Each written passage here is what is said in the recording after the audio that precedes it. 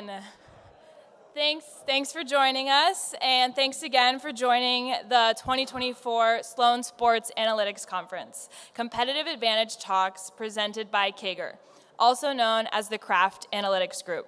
My name is Isabella DiDio, and I'm an LGO MBA first-year student at MIT Sloan. It is my pleasure to introduce the presentation, Moving from Answering to Anticipating, a look at how women's sports coverage is the new mode, sponsored by Wasserman. Please join me in welcoming our speaker, Amy Johnson, Senior Director of Global Insights and Capabilities at Wasserman, to the stage.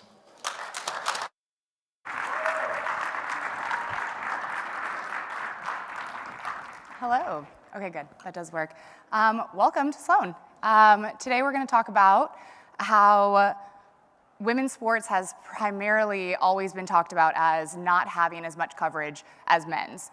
We know that they have less games, we know that they have less professional leagues, but what is the right number for them to actually have as far as coverage? So in 2018, a study was put out that told us that it was 4%. Do we know what 4%? We know it's a low number. Do we know if it's a good number? Do we know if it's the right number? From there, we were able to say it didn't get updated until last year when ESPN and Wasserman decided to work together and put together a new model of how we actually define what sport coverage is. So from what we were looking at, we knew that the historical one was looking for just digital or linear and digital print of what the coverage was. And that was 4%, and it was talked about for 5 years.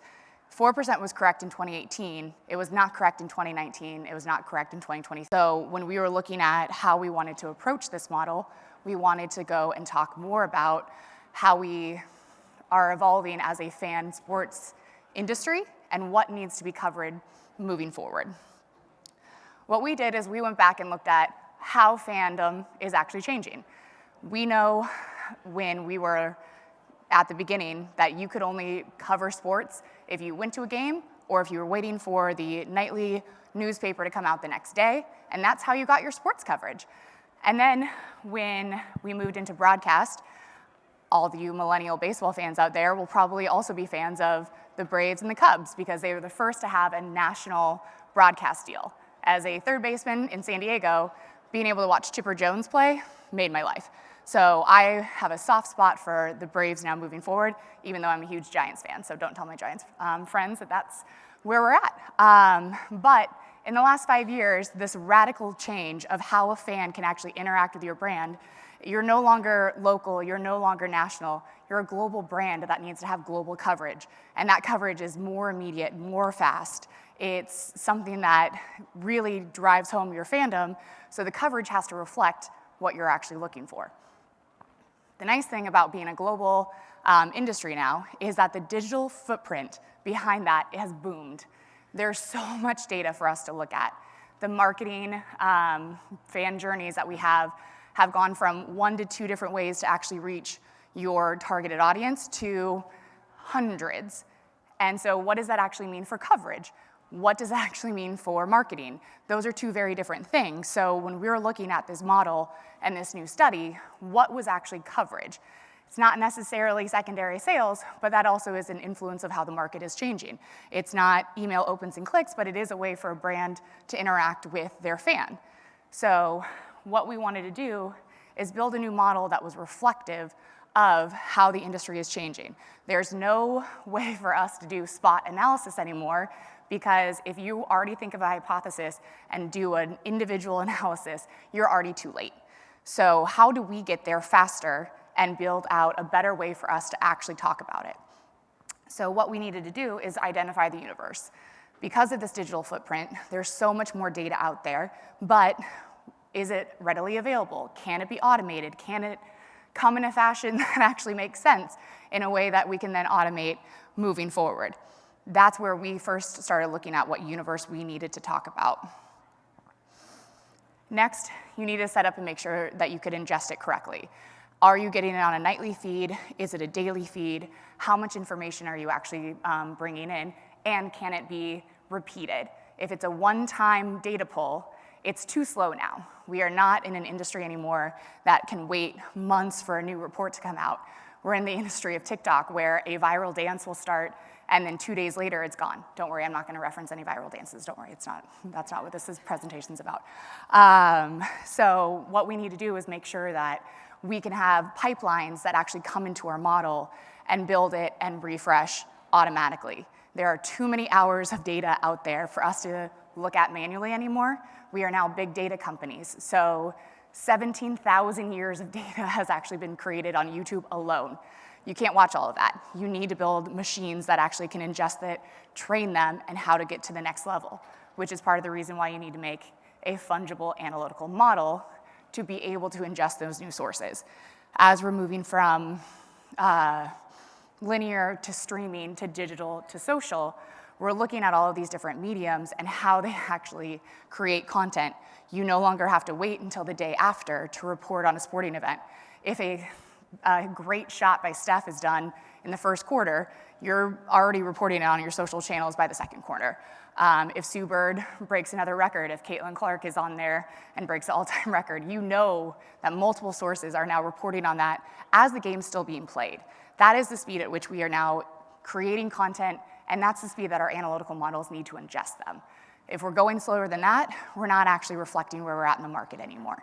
So because we're building these baselines and we're able to ingest this information so quickly, we can build a baseline and be able to look for the variances amongst the data that's coming in, rather than having a hypothesis, go pull the data, look to see if your hypothesis is right, and then move forward. You're now looking at individual changes either on the day or by the hour to see what is actually changing in what you were predicting out. And it's allowing us to move quicker and faster and actually get better content out there in the universe. So what we did for the women's study was we wanted to identify the sources in the pipelines. We looked at these 4 categories that we now believe as coverage. It's linear TV, streaming has become a huge portion of that, social media, and then digital coverage. So we looked at those 4 different mediums. We tried to make a sampling, but also took in 1.2 billion rows of data. I cannot personally look at 1.2 billion rows. Probably our computers individually cannot look at 1.2 billion. So by building a model that could ingest all of this information and categorize it was the only way that we were able to do it.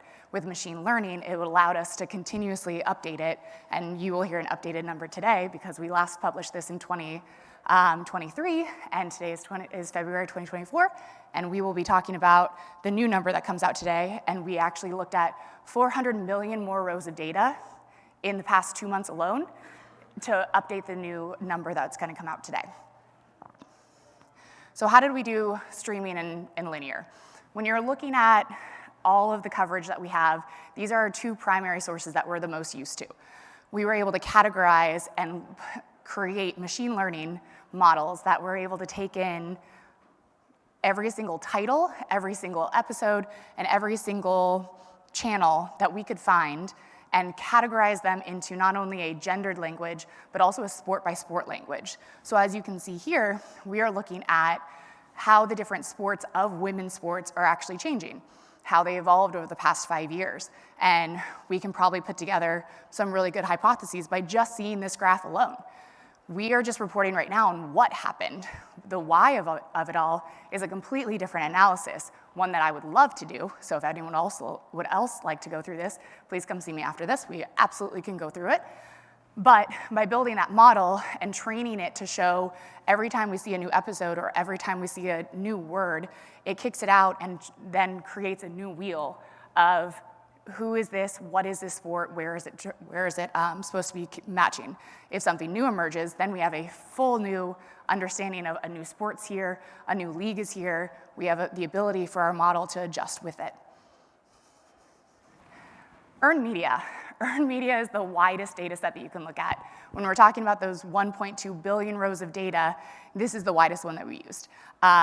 Alone, this is making up probably 300 million of the 400 million that we looked at in the past 2 months.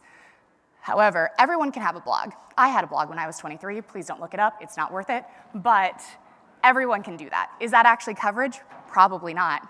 Would I have referenced sports in it? Absolutely. My mom was probably the only one who read it, so probably not coverage that we're gonna count in here, but this is where we had to ingest everything and actually kick out what we believe to be truly sports coverage, but we needed to cast a wide enough net that the key words that we were pulling in were relevant to everything. Is Sue Bird showing up in this enough? Are we looking at WNBA? Where do they call it WNBA? Where do we call it the W? How many different keywords can we train this model to ingest now, and then also set up the model that will ingest information moving forward so that we are not constantly trying to keep up with the colloquialism of today. Social. Social was our most fun one because not only are they not text-based anymore, they're now sound-based. With the creation of TikTok, we had to build a model that was no longer looking just for keywords. It had to identify a picture, it had to identify moving pictures, not the dances, there's less of those, but when someone's doing a jump shot, you have to be able to look at and see if that's a female or a male in that video. So building this model took a lot of training, but now that we feel really confident on the outputs that it's seen, we can then take in TikTok. We don't know what social media platforms are going to emerge in the future. TikTok was a new one. It went from visual-based to sound-based. What other ways are we going to need to build a model that can be wide enough and fungible enough to take in whatever data source is coming next? So the initial outcome that we published last year was women's coverage is now up to 15%. As you can see in 2018, that 4% number for linear, spot on. It was a great basis for us to build off of, but you're looking at how social media actually had a ton of coverage that was just not reported on. So looking at this past model, we know that we were not adjusting fast enough to the way that our industry was adjusting. So making a model that was then better suited to grow and evolve with us is what we aim to do. So from there, not only were we able to then, in the 2 months that is only 2024, look at everything from 2023, we now have a new number of 16%.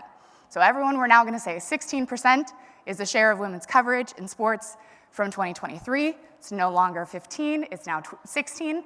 We're moving in the right direction. If we had waited another 5 years for this to come out, that 15 number would have already been stagnant 3 months after we reported it.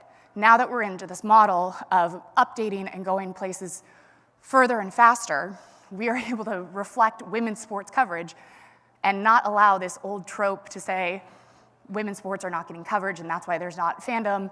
All of these things that go along with outdated data is now obsolete.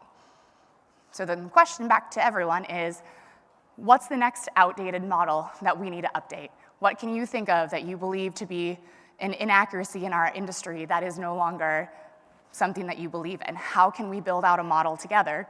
And if you would like us to do it, let me know. How can we keep evolving best with our industry? Thank you.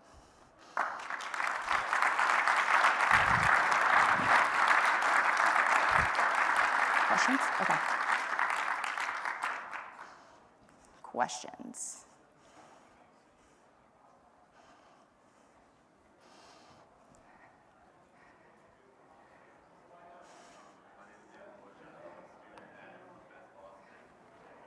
Sorry, I don't think that's working.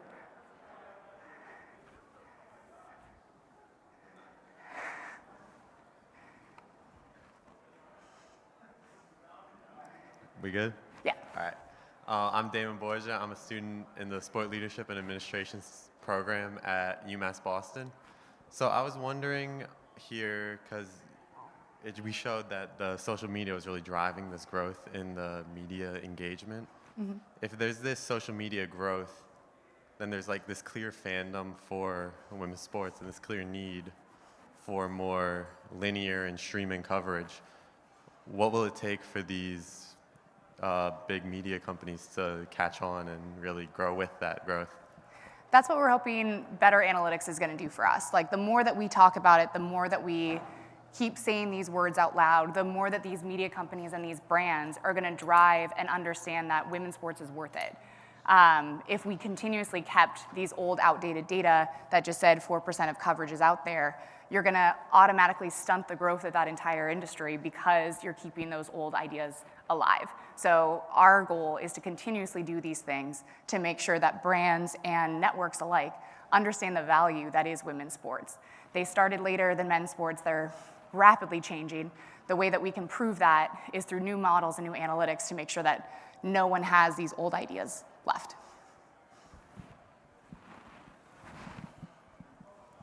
Hi, Amy. Elliot Schwartz, U.S. Olympic Paralympic Committee. So it's the rise of attention in women's sports, especially through WNBA, women's college basketball, women's college gymnastics, like great growth. What have you learned from what's been achieved in those sports and the notoriety? Is it ESPN? Is it socials? Like, where is that coming from, and how do we continue to drive that more attention to women?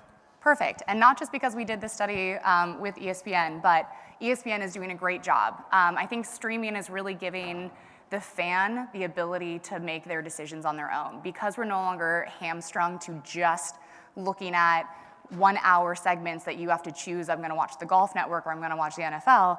Now the fan can go watch women's gymnastics. I log into Hulu and now it's one of the top things that it's recommended for me. I would never see that on a linear TV. So I think streaming is doing a really great job of that. And I think from there, there's more content for social media to pick up. So if they're not being videotaped, there's not as many cool highlights. Caitlin Clark is not the golden child of everything that's coming out anymore. So I think those are the things that are really changing it. So the more streaming, the more coverage, the more just recording of women's sports is more content for people to pick up. Mm-hmm.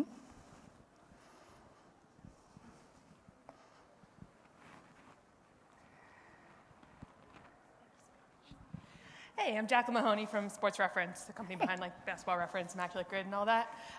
So both of you actually just mentioned women's gymnastics, and I was wondering about like the model in terms of team versus individual sports, like how much more difficult it is to kind of chart the growth of things like gymnastics. Yeah, so when we were going through that, we couldn't possibly look at all of the rosters for every single collegiate sport. We had to draw the line somewhere. That is in the second iteration of the models to actually reflect what those rosters are doing, and we're looking at Sport Reference, so thank you for having that site out there. So what we're trying to do is looking at the overarching programs first to make sure that they're the ones that are getting coverage. We didn't want to go into the individual highlights of the individual athlete. Sue Bird, great example. She was not a part of the model of coverage because she was creating content that was just her own. We wanted to look at individual publications that had the ability for both men and women's coverage, so that's what we were looking at there. For individual sports, I think it's because they're on a platform of a team or a school, it's a lot easier for us to track the team and the league than the actual individual. But as we grow and know that the name on the back is becoming just as important as the name on the front, that will then change the model as we grow to make sure that we're ingesting the new names that are coming up there to see if Caitlin Clark is the next Fanatic top-selling jersey, how does that actually change the coverage because of that? What we did here was just the what is changing. The next step is getting into the why and how.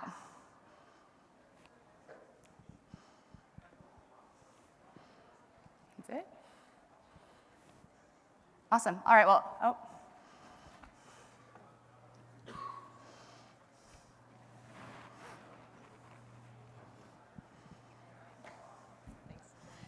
Hey, I'm Allie from Gemini Sports. One of the things that's really hard about this is keeping up with increasing trends, like you said. How did you guys think about like new nomenclature or making sure it's sustainable and scalable for the future?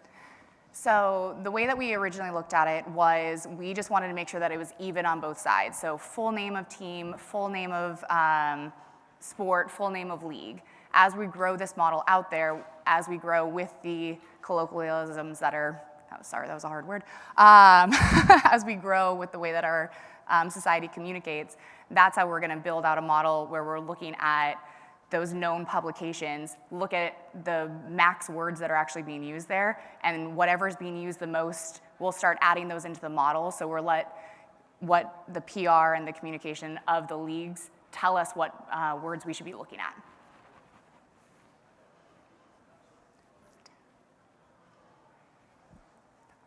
Awesome. Well, thank you guys so much. This was wonderful.